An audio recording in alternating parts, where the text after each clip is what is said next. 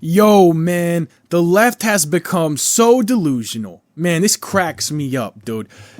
Apparently, now I don't believe this at all. This is a perfect example of the types of bull crap that I think the media is putting out on a daily basis to try to demonize one side of the political aisle. I genuinely don't believe much of any of what we're about to read about is happening at all compared to what was going on before. They're trying to claim that ever since Trump won, he's empowered misogyny. And now women online are being exposed to a level of misogynistic harassment that was not seen prior to the election. I don't believe it at all.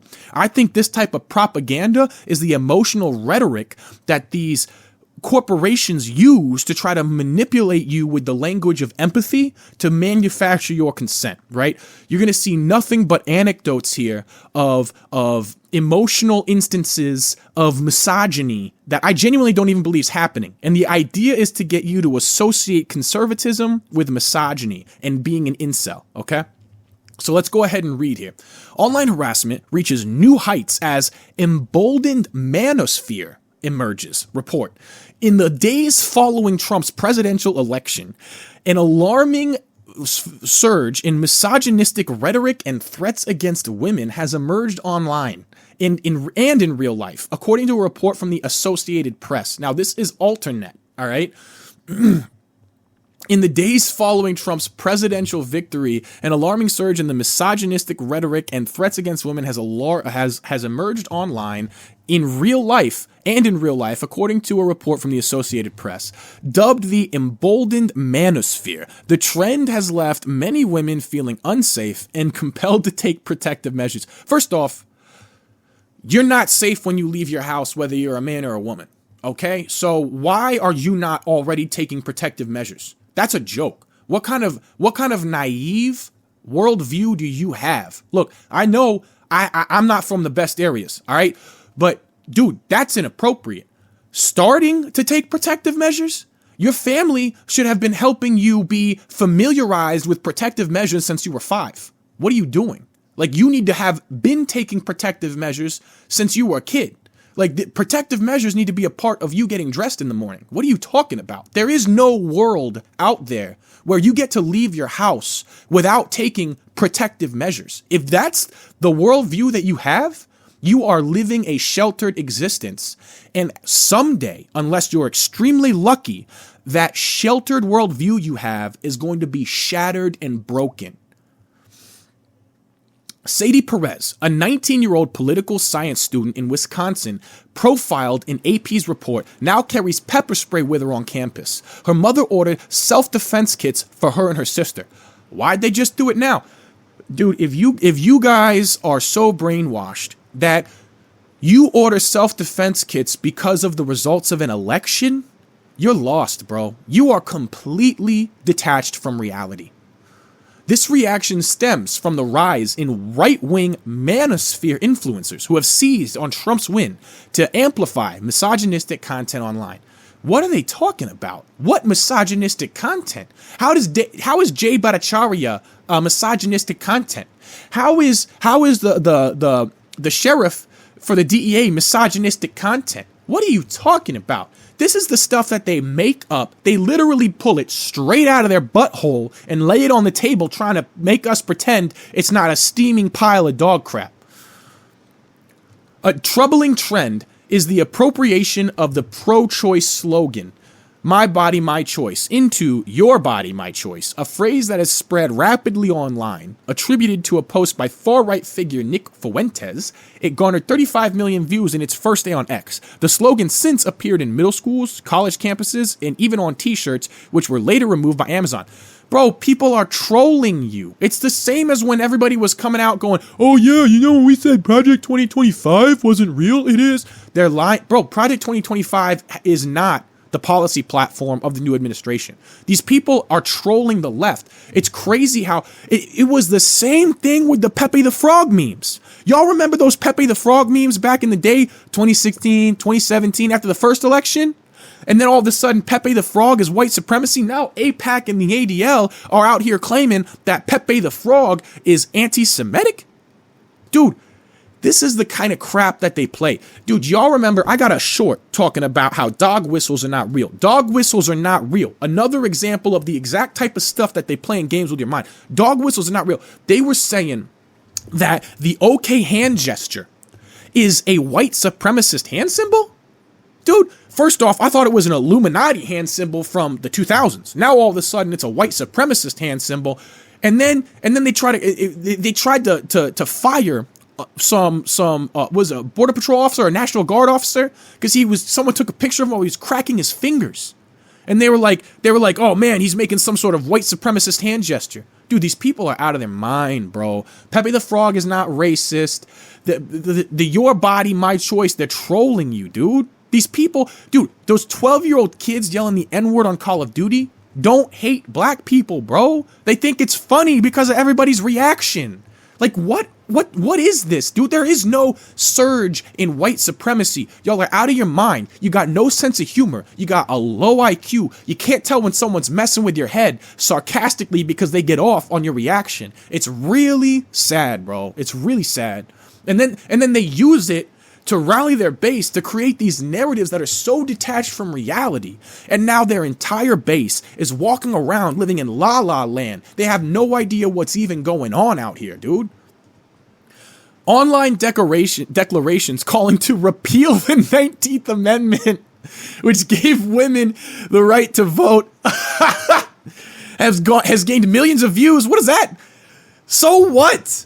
So what if a joke gains millions of views, dude? This is so stupid, bro. Yo, this retarded, we are going to hijack the language of empathy, and then we are going to use that to then control the dialogue and manipulate the Overton window and grab control of the cultural zeitgeist. No, you don't get to do that. So Overton window, right, is the range of acceptable ideas, right? That is a constantly shifting window depending on the direction that society is moved in, right? The sociological shifts that we've made since the 80s is a perfect example, right? The cultural zeitgeist is all of the ideas and narratives that make up our culture, right? Or like our common culture that we're all familiar with, right? And the cultural zeitgeist follows the Overton window, right? But what they're doing here is they're trying to hijack the language of empathy, dominate and gatekeep the entire concept of empathy so they can define to you what being empathetic is, so that way you toe the line. Because if you don't toe the line, you're a fascist, you're a white supremacist, you're a misogynist, you notice you're a racist. You notice how they put all those terms, they're all used basically interchangeably, right?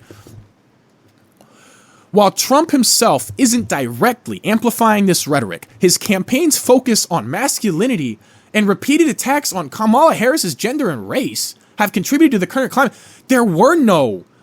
What focus on masculinity? Like, literally, when during the campaign was there a focus on masculinity at all? What? What the hell are you talking about? Dude, and then I have never heard Trump once disparage Kamala Harris's gender or race, and I followed the election cycle heavy, way heavier than the average person. Like, this is a straight lie. Like, it's wild the way they try to control the permanent record, man, and it's completely inappropriate. This is why I like to include videos like this that call these articles out, man, because this is wrong, and we need to start inoculating ourselves against the techniques that they use to manipulate our minds. Dana Brown from Pennsylvania Center for Women in Politics suggests that for some men, Trump's victory represents a chance to reclaim traditional gender roles they feel they're losing. That's not just for some men. There are so many women out there that are talking about the destruction of traditional gender roles and how that has created more misery and confusion in people's lives, okay? I'm not saying that there isn't a way to evolve our idea and concept of how men and women relate to each other moving forward into the human species, because we're one giant network, and that network each human is a neuron in that network, and that network is constantly evolving. So naturally, the way each neuron would relate to each other in that network would evolve as well. But that doesn't mean that you get rid of a system that works, that gives people clearly established roles, where there is no confusion about the dynamic that is at play and how they can provide for the team that they are a part of in their lives, without replacing it with anything concrete.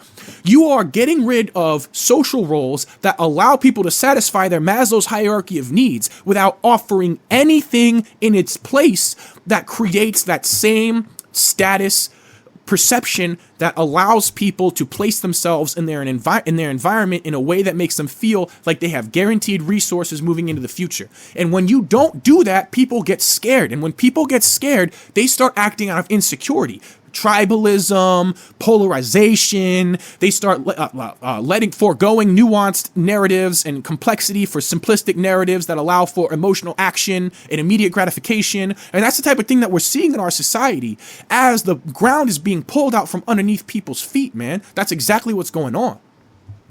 Despite the fear and disgust many women feel, some are fighting back. Perez and her peers are supporting each other, celebrating wins like female majorities in student government. What is the win in that? Dude, it's not a men versus women thing. We are all a team here. We are all a network out here. You can't celebrate a win that is getting over on another group. Men and women are the only two groups that make up the human species when defined in that way in terms of sex, right? Dude, if women start hating men and men start hating women, there is nowhere else for us to go. We are basically stuck in a room with each other, dog. And it's not going to change anytime soon. So this whole idea of you're going to make yourself feel better by trying to get back at somebody, it's just emotional toxicity that continues the cycle. And it's so important to recognize exactly what these people are trying to push through the narratives they create and the type of emotional responses they attempt to validate, okay? These people that write this stuff, whoever is behind financing and writing this garbage has no desire for us to move forward as a culture and improve and reduce the tension and de-escalate the violence. They clearly don't. These people do not desire to be a part of the solution. And when you're seeing stuff like this, you need to understand that whoever is behind this is making money by being part of the problem. Okay, guys? That's my main message here that I wanted to share with that, right? Perez and her peers, as Perez puts it, I want to encourage my friends and the women in my life to use their voices to call out their rhetoric and not let fear take over. Except what you don't realize is you are engaging in a trauma response because you are afraid. Not allowing your fear to take over means stepping back, not embracing satisfying emotions, and instead taking a methodical approach to understanding the position that you're in. I highly suggest us on our side do whatever we can to reach out to people like Perez, okay? And have conversations with them that help them understand that this trauma response is a result of a psychosis and that they have been lied to. We need to not get frustrated with Perez, okay? The people we need to be frustrated with are Alternate and AP News. It's not Perez. These people are normies, and they've got people lying in their ear left and right, bro. If we were as naive and sheltered as they were, and we had somebody lying in our ear left and right, guarantee you we'd be responding exactly like them. So we got to approach them with understanding in order to get them to see through the fear and the confusion and embrace some nuance. So that's what I wanted to talk about today, guys. Thank you so much. I appreciate you. That's it for the day, and I will see you guys tomorrow.